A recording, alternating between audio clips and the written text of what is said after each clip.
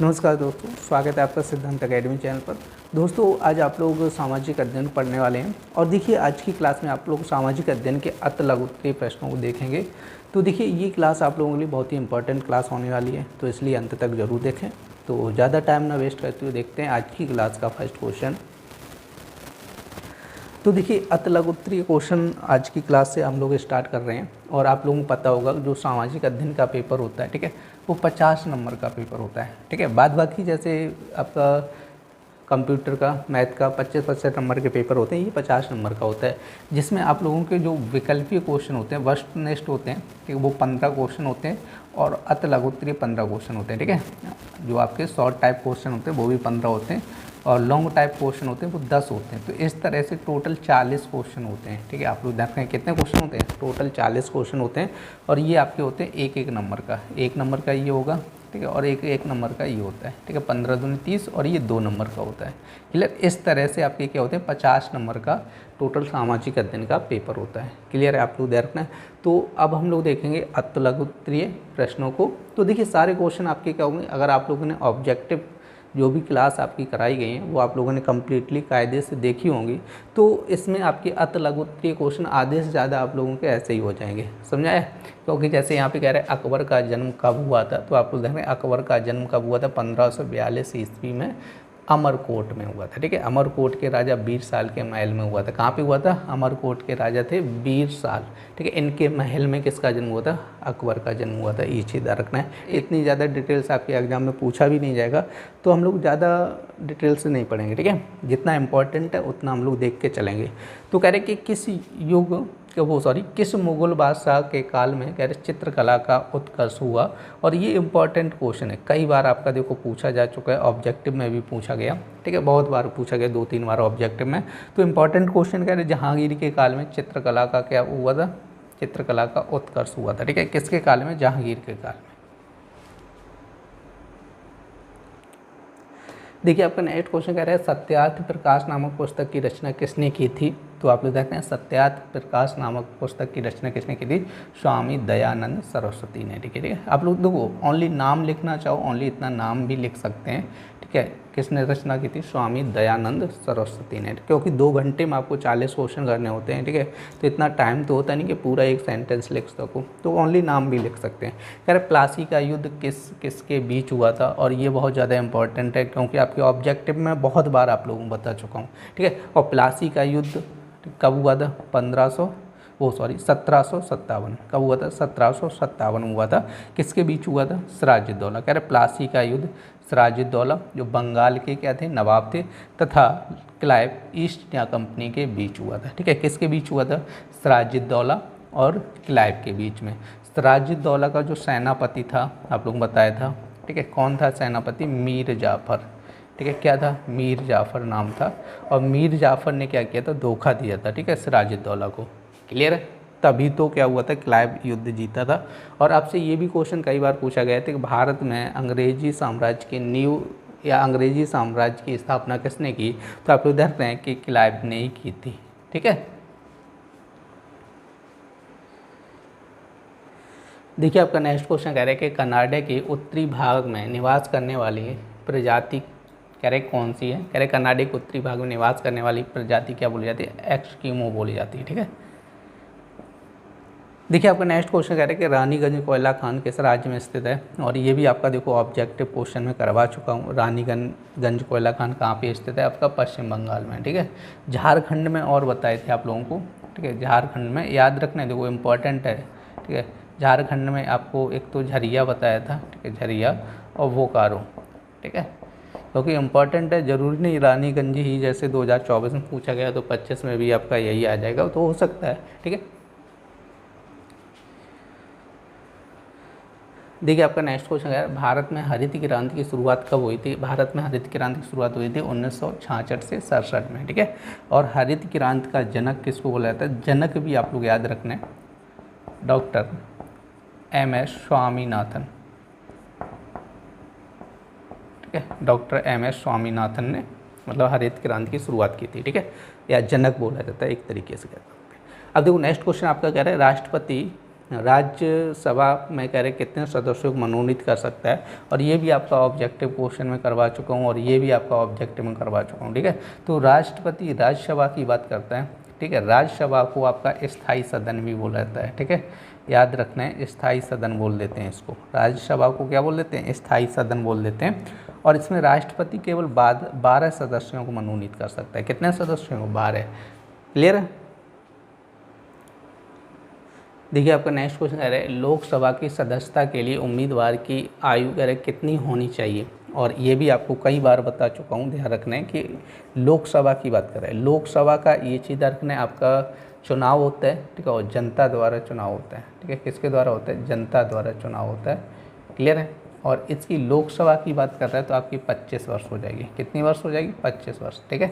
आपका लोकसभा कह रहा है ना 25 वर्ष या उससे अधिक होनी है। देखो मिनिमम की बात की जाती है यहाँ पे, ठीक है। मिनिमम कितनी एज होनी चाहिए? 25 साल। उसके ऊपर कितनी भी हो, ठीक है, उसकी बात अलग है। 25 मतलब 25 साल का, 30 साल का हो, 35 साल का हो, 40 का हो, ठीक है, उससे मतलब नहीं है, लेकिन मिनिमम कितनी एज होनी चाहिए? 25 साल। और यहाँ पे लोकसभा की यदि पूछी जाए तो लोकसभा की कितनी लोकसभा तो 25 होती, राज्यसभा की, ठीक है। तो राज्यसभा की आपसे पूछी जाए तो राज्यसभा की आप लोग ध्यान रखें 30 वर्ष हो जाती है। कितनी हो जाती है? 30 वर्ष हो जाती है। क्लियर है?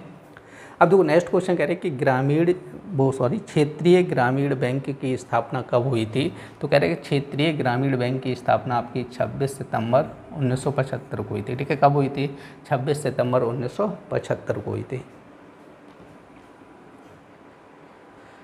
देखिए आपका नेक्स्ट क्वेश्चन कह रहा है भारत का उच्चतम न्यायालय कहाँ स्थित है? तो आप ध्यान रखें, देखो उच्चतम की बात की जा रही है। उच्चतम का मतलब हो जाता है आपका सुप्रीम कोर्ट, ठीक है। सुप्रीम कोर्ट कहाँ पे है भारत का? ठीक है, नई दिल्ली में। कहाँ पे स्थित है? नई दिल्ली में, ठीक है। अगर आपसे पूछा है उत्तर प्रदेश का उच्च न्यायालय, ठीक है, उच्च न्यायालय की बात करें, ठीक है, तो उच्च न्यायालय कहाँ पे? प्रयागराज में है। क्लियर? आप लोग देखें कहाँ पे स्थित है? प्रयागराज। देखो उच्च की बात करें प्रयागराज में, ठीक है, लेकिन उत्तर प्रदेश और लगाओ, भारत का उच्च नहीं पूछेगा, ध्यान रखना। भारत का उच्चतम पूछेगा। उच्चतम का मतलब क्या हो जाता है? सुप्रीम कोर्ट, ठीक है। देखो नेक्स्ट क्वेश्चन आपका कह रहे हैं निर्यात से आप क्या समझते हैं? कह रहे कि निर्यात का अभिप्राय कह रहे हैं विदेशों में माल भेजना, ठीक है। निर्यात का मतलब क्या हो जाता है? विदेशों में माल भेजना होता है, ठीक है। देखिए आपका नेक्स्ट क्वेश्चन कह रहे हैं राजस्व से आप क्या समझते हैं? देखो राजस्व का मतलब है कि सरकार या किसी संस्था को मिलने वाली आमदनी, ठीक है। राजस्व का मतलब क्या होता है? सरकार या किसी संस्था को मिलने वाली आमदनी। अब देखो गवर्नमेंट को आमदनी कहाँ से होती है? क्योंकि सरकार चलाने के लिए क्या चाहिए? पैसे चाहिए। तो वो पैसा कहाँ से आता है? देखो टैक्स, शुल्क या कारोबार से। कहाँ से आता है? टैक्स, शुल्क, कारोबार। जो हम लोगों से टैक्स लगता है वो कहाँ जाता है? गवर्नमेंट के पास जाता है, और गवर्नमेंट क्या करती है? उससे विकास करती है। जैसे आपकी सड़कें बनवाती है, नाली बनवाती है, ठीक है, ये सारी चीज़ें विकास कार्य में खर्च करती है पैसा, ठीक है। और ये सरकार के पास आता है कहाँ से? टैक्स से, शुल्क से या कारोबार से आता है, ठीक है। कह रहे कारोबार से होने वाली आय है, यह देश चलाने में काम आता है। ये किस में आता है? देश चलाने में काम आता है, ठीक है। इसीलिए क्या किया जाता है? राजस्व मतलब आपका टैक्स वसूला जाता है, इसीलिए, क्योंकि देश चलाने के लिए क्या चाहिए? ठीक है, पैसा चाहिए। और वो पैसा सरकार क्या करेगी? कहीं खेती तो करती नहीं गवर्नमेंट, ठीक है, गवर्नमेंट खेती तो करती नहीं है, क्लियर नहीं, तो वो कहाँ से आएगा? हम लोगों से टैक्स लिया जाता है, ठीक है। और वही पैसा होता है जो हमारे गांव के या अपने क्षेत्र के विकास में खर्च किया जाता है, ठीक है। वही पैसा होता है जो हम लोग टैक्स के थ्रू जमा करते हैं। अब नेक्स्ट क्वेश्चन आपका कह रहा है कि नाबार्ड से आप क्या समझते हैं, ठीक है। तो आप लोग देख रहे हैं नाबार्ड का अर्थ है राष्ट्रीय कृषि एवं ग्रामीण विकास बैंक। नाबार्ड क्या होता है? राष्ट्रीय कृषि एवं ग्रामीण विकास बैंक, ठीक है। देखिए आपको नेक्स्ट क्वेश्चन कह रहे हैं संसार के सबसे छोटे महाद्वीप का नाम बताइए। तो आप लोग देख रहे हैं संसार का सबसे छोटा महाद्वीप कौन सा है? ऑस्ट्रेलिया महाद्वीप, ठीक है। कौन सा महाद्वीप हो जाएगा? ऑस्ट्रेलिया महाद्वीप हो जाएगा। कह रहे कि अकबर ने किस धर्म की स्थापना की? और ये इंपॉर्टेंट क्वेश्चन बहुत बार आप लोगों को पूछा भी गया और ऑब्जेक्टिव में भी आप लोगों को समझाया था कि अकबर ने किस धर्म की स्थापना की, ठीक है। ये याद रखना है, दीन ए इलाही धर्म, ठीक है। किसकी की थी? दीन ए इलाही धर्म। देखिए आपका नेक्स्ट क्वेश्चन कह रहा है कि सहारा मरुस्थल किस महाद्वीप में स्थित है? तो आप लोग देखते हैं सहारा मरुस्थल कहाँ पे? उत्तरी अफ्रीका महाद्वीप में, ठीक है। और एक और बताया तो उत्तरी अफ्रीका में कालाहारी, ठीक है। आप लोग देख रहे हैं उत्तरी अफ्रीका में कौन सा है? कालाहारी मरुस्थल है, ठीक है।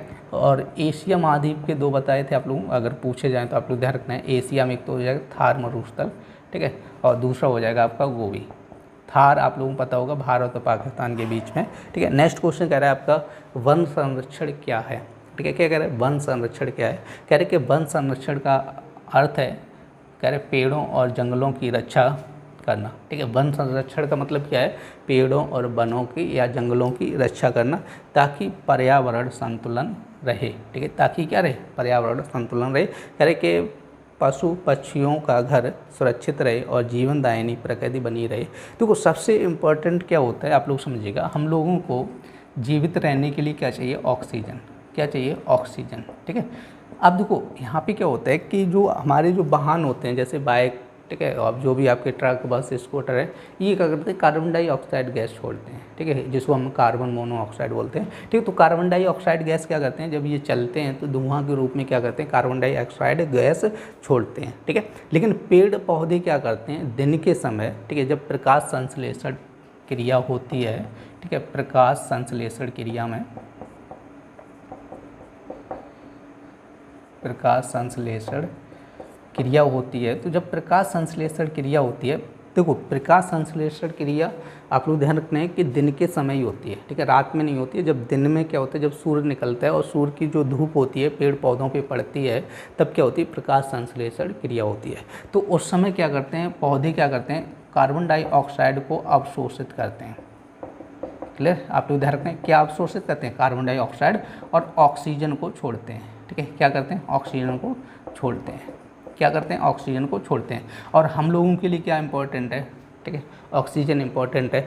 तो ये क्या करते हैं, पेड़ पौधे दिन के समय में कार्बन डाइऑक्साइड को अवशोषित करते हैं और ऑक्सीजन को छोड़ते हैं, ठीक है। जिससे क्या होता है कि पूरा हमारे वायुमंडल में, ठीक है, संतुलन बना रहता है। सही, अगर ये प्रोसेस बंद हो जाए, पेड़ पौधे कार्बन डाइऑक्साइड को अवशोष ना करें, ठीक है, ऑक्सीजन ना छोड़ें, तो संतुलन का बिगड़ जाएगा। और हम लोगों के लिए क्या इंपॉर्टेंट है, ऑक्सीजन इंपॉर्टेंट है। तो इसीलिए आप लोग ध्यान रखना है वन संरक्षण इंपॉर्टेंट है, ठीक है। वन संरक्षण से क्या होता है आपका, एक तो यहाँ पे, ठीक है, गैस जो कार्बन डाइऑक्साइड होती है अवशोषित होती रहती है, और क्या होता है, ऑक्सीजन छोड़ते रहते हैं, और पशु पक्षियों का घर भी बना रहता है, ठीक है। इस चीज़ का रखना है। देखिए आपका नेक्स्ट क्वेश्चन कह रहे हैं वन से प्राप्त होने वाले दो अप्रत्यक्ष लाभ लिखिएगा।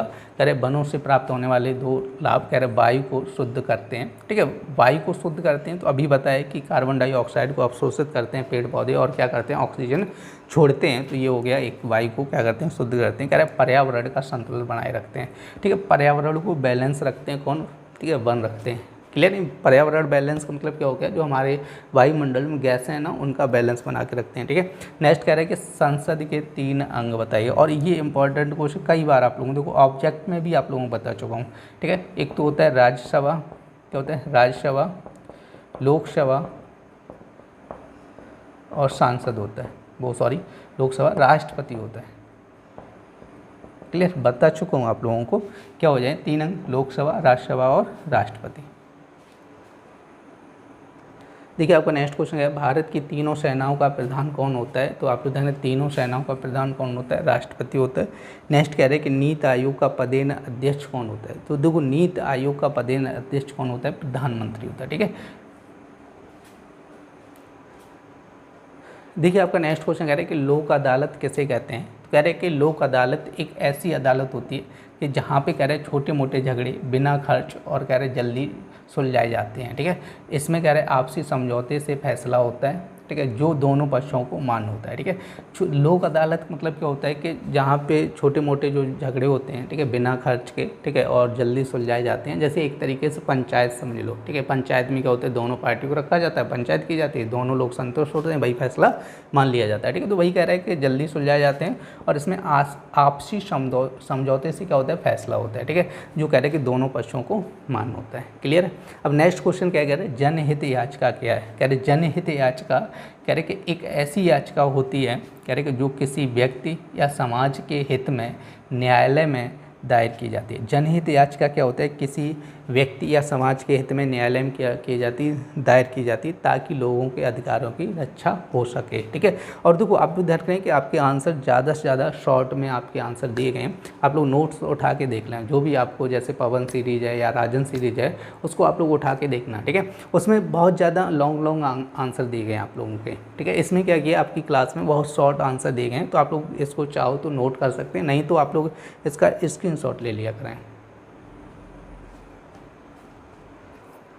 देखिए आपका नेक्स्ट क्वेश्चन कह रहा है कर की दो विशेषताएं बताइए। आपका जो टैक्स कर का मतलब क्या होता है, जो टैक्स लिया जाता है उसकी विशेषताएं कह रहा है कि यह सरकार द्वारा लोगों से अनिवार्य रूप से लिया जाता है। कर क्या होता है, सरकार द्वारा लोगों से अनिवार्य रूप से लिया जाता है। जो हम लोगों से जैसे कोई भी चीज़ खरीदते हैं उस पर टैक्स तो लगता ही है, इस चीज़ रखना है। कह रहे कर से प्राप्त धन का उपयोग कह रहे जन कल्याण के कार्यों में किया जाता है। जन कल्याण का मतलब होता है जैसे आपके गाँव के लिए सड़क बनवा दी जाए। ठीक है, आपके गाँव में पानी निकासी के लिए नालियाँ बनवाई जा रही। ये जो प्रधान द्वारा जो भी काम किए जाते हैं वो पैसा प्रधान के पास कहाँ से आता है भाई, ये हम लोगों का टैक्स का ही पैसा होता है, समझे। तो अब देखो नेक्स्ट क्वेश्चन आपका कह रहे हैं कि भारत में प्रथम पंचवर्षीय योजना कब प्रारंभ हुई थी। आप लोग जानते हैं भारत में प्रथम पंचवर्षीय योजना 18 दिसंबर 1951 को, ठीक है, प्रारंभ हुई थी।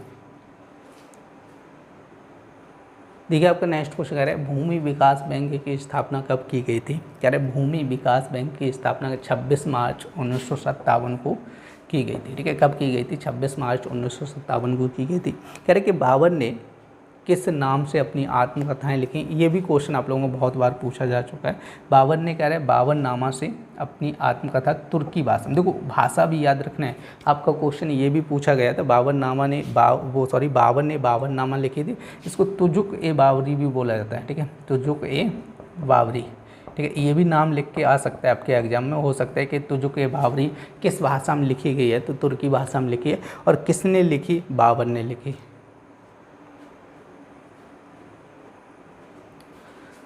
दोस्तों आज की क्लास में आप लोगों ने सामाजिक अध्ययन को पढ़ा था। उम्मीद है आज की क्लास के सारे क्वेश्चन आप लोगों को बहुत अच्छे समझ आए होंगे। और यदि आप लोगों को हमारी क्लास पसंद आई तो क्लास को लाइक करें और चैनल को सब्सक्राइब करना ना भूलें। तो चलिए फिर मिलते हैं ऐसी नेक्स्ट क्लास में, तब तक के लिए धन्यवाद।